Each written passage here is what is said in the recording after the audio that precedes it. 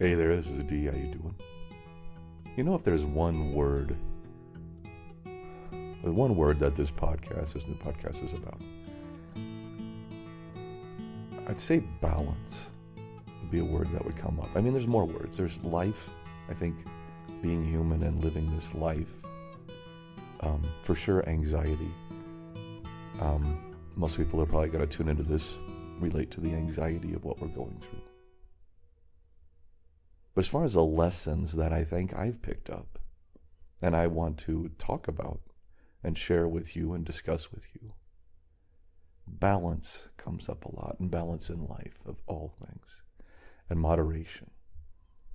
You know, the whole saying of everything in moderation. Well, that's mostly true. I think it's mostly true. I think there are a few things that are still unhealthy in moderation, you know. Rattlesnake bite in moderation still might kill you. Jumping off a bridge in moderation still might. I mean, there's, taking some, street drugs. I mean, there are definitely things in moderation that don't quite work, okay? Treating somebody else horribly, abusing or killing or hurting other people. I don't recommend that in moderation. There are some things that just don't fit, but for most things in life, moderation, it comes back to finding balance in your life and moderation. I know this from personal experience, at least for me. And again, everything I say here is from personal experience and from experience that I've had shared with me by other people through the other podcast or this podcast, or that I've worked with who have dealt with benzodiazepines or severe anxiety or all across the board. And I've been doing this type of work for about 10 years now, even though it's not formal. I've been an informal online podcaster, coach, whatever, for a long time now, an author, and researcher now. And yeah, I wear a lot of hats. I'm nomadic. If you've ever listened to my other podcasts, you know I move around and I'm quite nomadic. But balance seems to be a goal that I find I can always fall back on.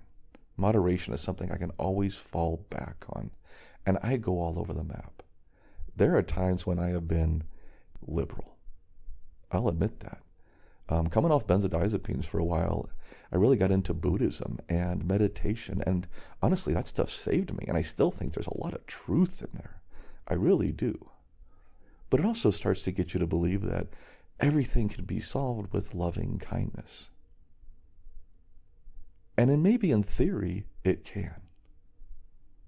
But in reality, it seems to be a lot harder. And I've been very conservative at times. You know, when one side is pushing back or the other side, or it seems like just the core principles and beliefs that I've had growing up and have been the cornerstone of my life are put into question and are told they're wrong. And not just wrong, but evil. And who I am is inherently evil. I get pushed to the other side. I become far more conservative. I want things to go back the way they were. It's a natural reaction when you tell me that I'm just wrong, my country's just wrong, everybody's just wrong. You know, that's where I'm going to get. So I've shifted. I mentioned before, politically, I've always been independent. And that's where I still sit. I'm an independent person. I take things one issue at a time, and I listen. I try to listen. I have biases because I am human, and it comes naturally with that. I have prejudices because I'm human, and it comes naturally with that. But I try to find a value system that works. But in the middle of all that always comes back to this middle ground. And that's why I've been independent. I leaned left, I've leaned right before, but I've always stayed independent. I probably always will, because I'm still this middle man. I'm still this guy who says most of us, 80% of people in this country and in the world, I think, are moderate. Maybe more, maybe less. I'm just guessing here. But what we hear from are the extremes. The extremes are the vocal ones. And the internet has been gasoline, napalm, nuclear warhead on top of those ideologies. And because it feeds off that, because the internet feeds off anger. The internet feeds off, more than anything else, it feeds off of anger and disgust and shock. And it's designed that way. I don't know it was designed to be negative, but that's what gets people's attention, and thus that's how companies make their money, and thus that's what they try to feed people, because that's how it's a long, vicious circle there that we wind up in.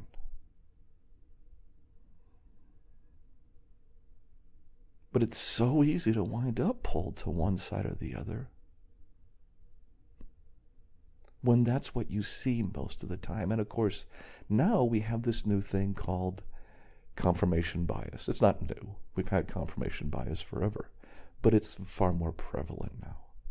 And part of that is because we are customized as to what we see, either voluntarily because we pick certain maybe news sites or something to watch, or involuntarily because the algorithm has tuned into what you're going to click on and will show you more of that.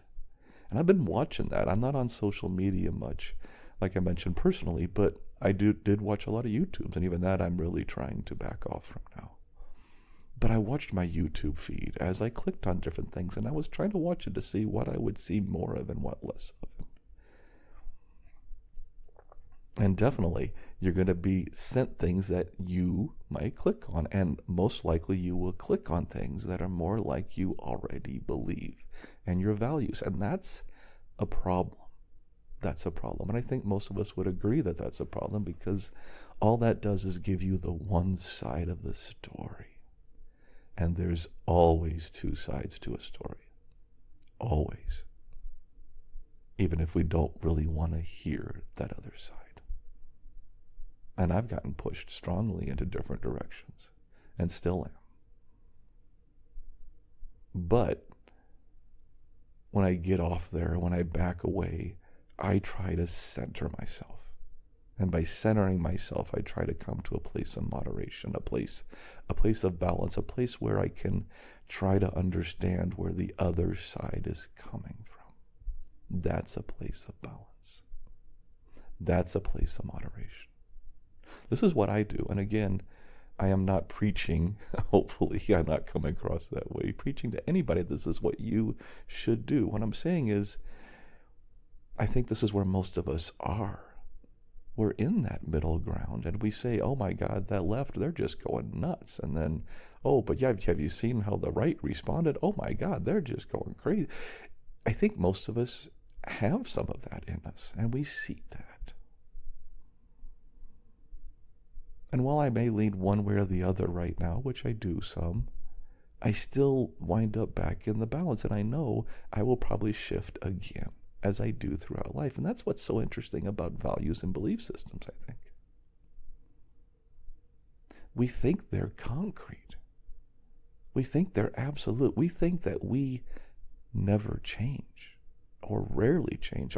We're so absolutely sure we're right. And yet, look at yourself.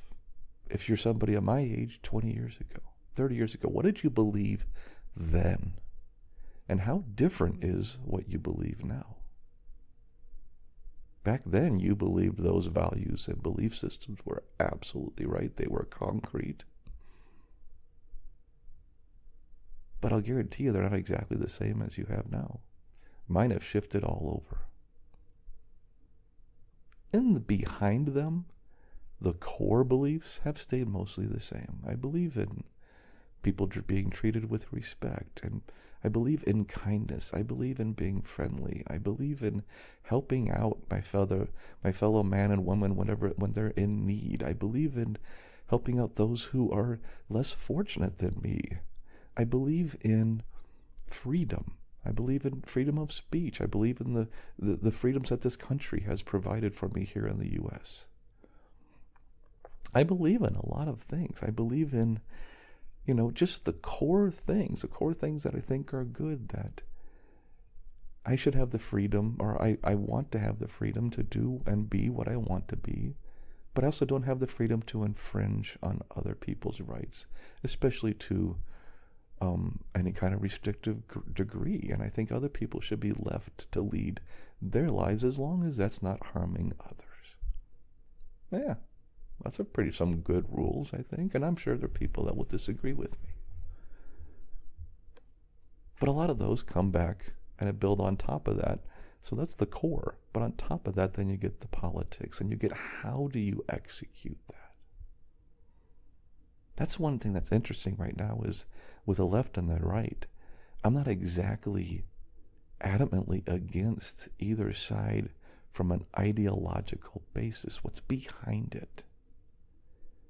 The part that's really irritated me at times and set me off at times, and I'm an emotional person and I get pissed off. I didn't watch news for 5 years because it was too hard when I was coming off benzodiazepines. Now I watch some, but the thing about that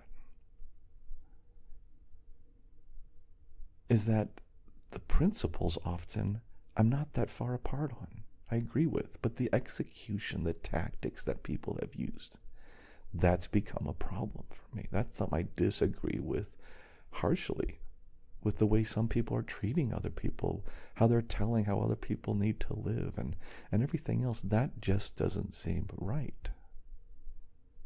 But yet, at the core, often with those values, I believe in those basics. And I think those basics underneath it, I don't know if I'm explaining myself very well. But what I'm trying to say is, when it comes to principles, I think we're not that far apart. But when it comes to tactics, execution of how we voice our opinions, we get descent to these extreme corners. And the internet hasn't helped. It just feeds on that fire. But the voice that I see that's never heard nowadays is the moderate voice. I come from a time where I could have voted for a moderate Republican or a moderate Democrat for president, and I have both. Told you I've been back and forth. But I voted for both.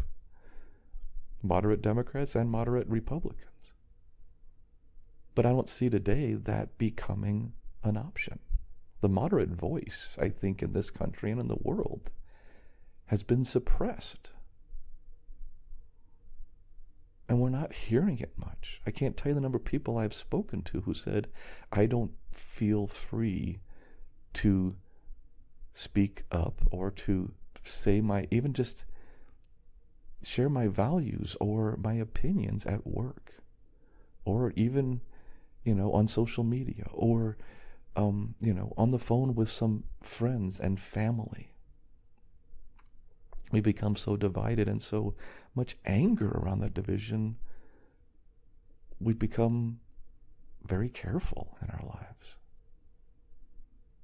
I'm amazed at the number of people that I talk to that don't like where the world's going, but they also don't feel comfortable speaking out. And maybe we're speaking out too much. Maybe I don't know. I don't know the answer. And I'm not here trying to tell you I know the answer. I'm here to tell you what I've found that works for me, and that is finding balance. If I feel myself shifting too far to one side or the other, I try to expose myself to another side, to the other opposite side, somewhat, so that I can see where they're coming from. Understanding is key. Labeling any group as these people and they're all like this is just wrong. It's false. It's never that simple. It's never that simple. Just labeling people is rarely accurate. People aren't just one thing. We're all kinds of things. Oh God, my brain is all over the place.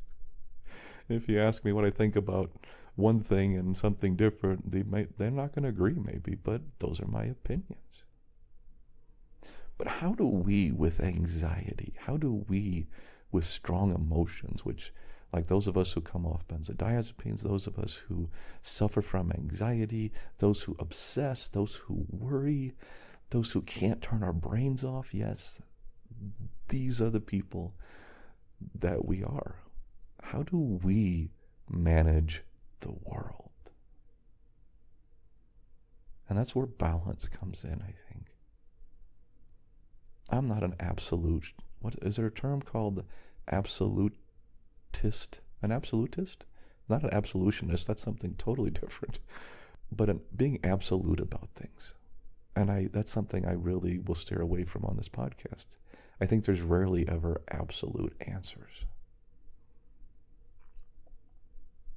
But finding a way to that balance, there are some things we can do that help us fall back in that middle, fall back to where we're open enough to hear two sides to the story, where we don't always have that guttural reaction to something that happens.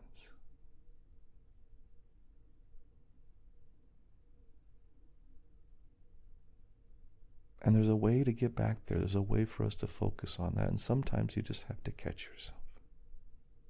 You have to see that gut and when it's kicking in. I did it with YouTube, and I would I'd see YouTube on there, or I could go watch TV, or I could go read a book. And I go, well, I'll go to YouTube. Not because I knew that was going to be the more entertaining option or educational option for me, but because I felt pulled. I felt pulled to YouTube. I had to see what the latest post was. I had to see what the latest video was, and I was getting my news from YouTube. And I was pulled into it. And on this last road trip I took, one of the key things I did was I stopped that entirely. I think I looked at YouTube twice on the whole trip. And before that, I was probably on it an hour to 2 hours a day. I would wake up at 4 a.m. like I've done here so many times. And I'd open up my iPad and I'd go to YouTube and watch videos. I don't think that's healthy. Not for me, at least. I've gotten away from reading books, and books was one of my key places of entertainment and education. And I enjoy that, and I want to get back to that. And it helps with balance. Anything we're addicted to, and yes, these are addictions when you really look at them sometimes. For me, YouTube, for many other people, social media, for so many other things. You are being steered in a direction.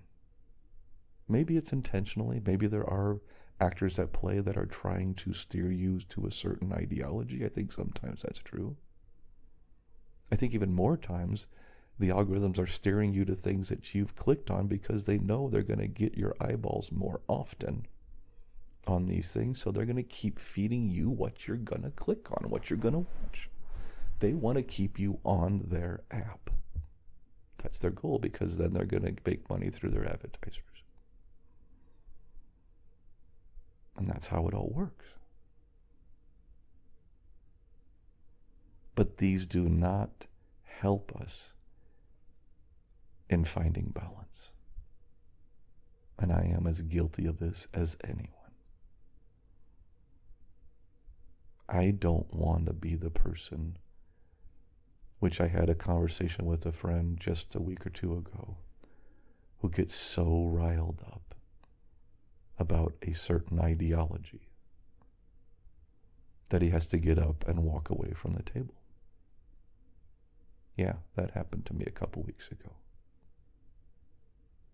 What I love about this friend and this conversation was that he called me out on it. And I saw it in myself.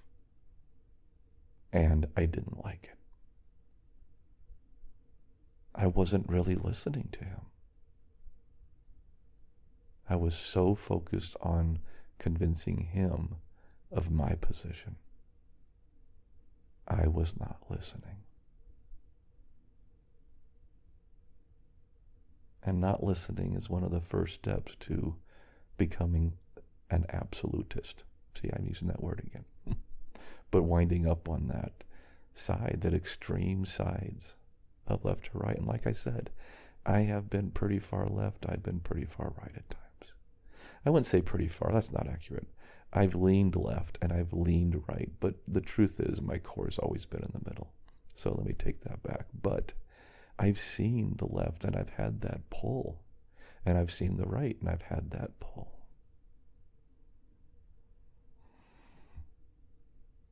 But when I get away from the triggers and just be with myself and see and try to go inside and find out who my inner person, my inner core really is, I'm that middleman.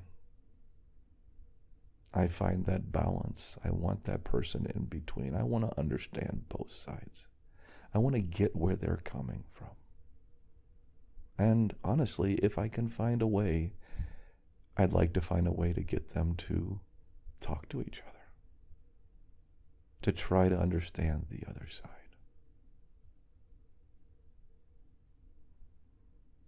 So if you're wanting to know one of the things this podcast will be about, as I'm mushing through this whole prequel opening or whatever the hell I'm going to call this, the road trip and a few days after and whatever. Moderation, balance, understanding are some cornerstones of what we're trying to do here. And how those feed our own psyche. How those help us with our anxieties. How those help us live a better life.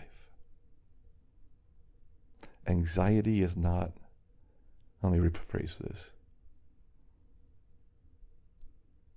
Extremes are not a friend to anxiety. And we have to know when to walk away.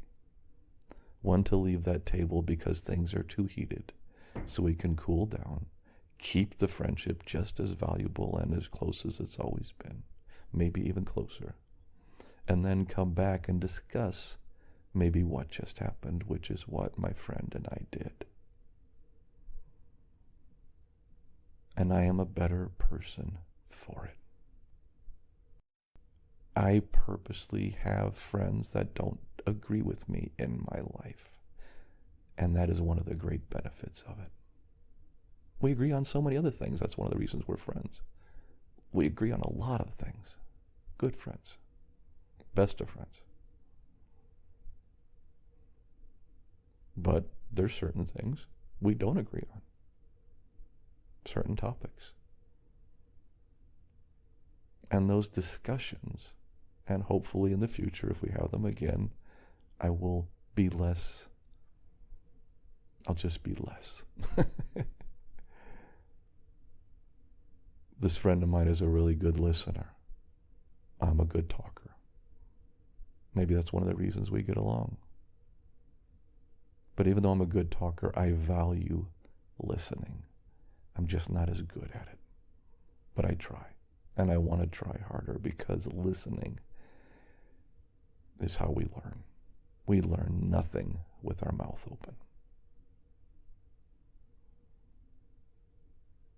And if I don't listen to people from all walks of life, then when I do open my mouth to talk, I'm not sharing an open, honest perspective.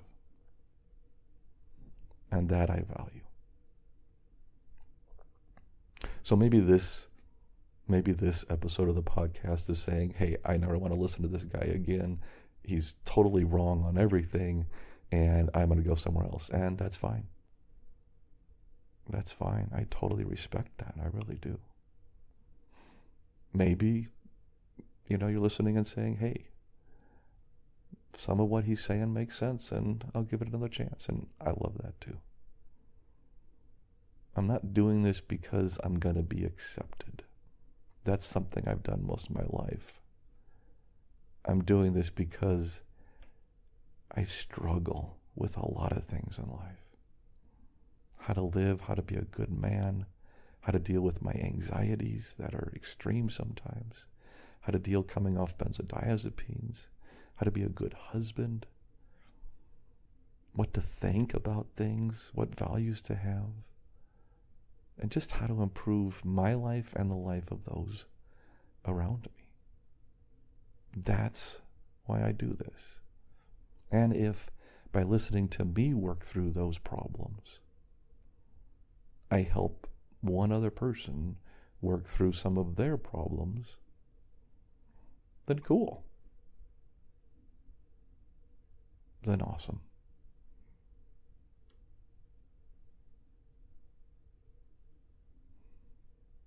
I don't know everything. I don't know most things. Hell, I don't know anything. I actually thought about calling the podcast this one time. I Know Nothing was the title I was thinking about calling the podcast, because I don't know much at all. Really know things.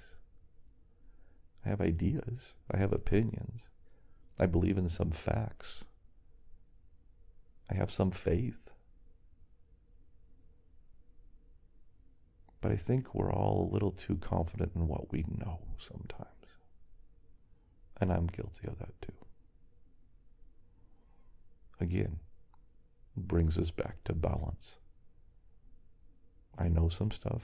I don't know some stuff. I get some things right. I get some things wrong. Life is a big, hot, steaming mess. And it's also amazing and wonderful. And figuring out how to live it and be the best person we can be is maybe a good goal. And I've found for me, finding a good balance, trying to hear both sides of a story, trying to live mostly in moderation on things,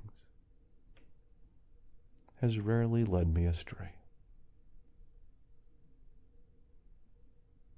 So if that sounds good to you,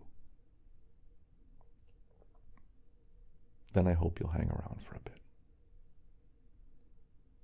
Talk to you soon. Hey, this is Dee. Thank you so much for stopping by and checking out our podcast. I do need to remind everyone that this podcast is for informational purposes only and should never be considered medical, psychological, or professional health advice of any kind. If you or someone you know is dealing with significant mental health issues, please seek professional help. Resources can be found in our show notes and on our website at unevenpodcast.com. Take care of yourself, and I'll catch you on the flip side.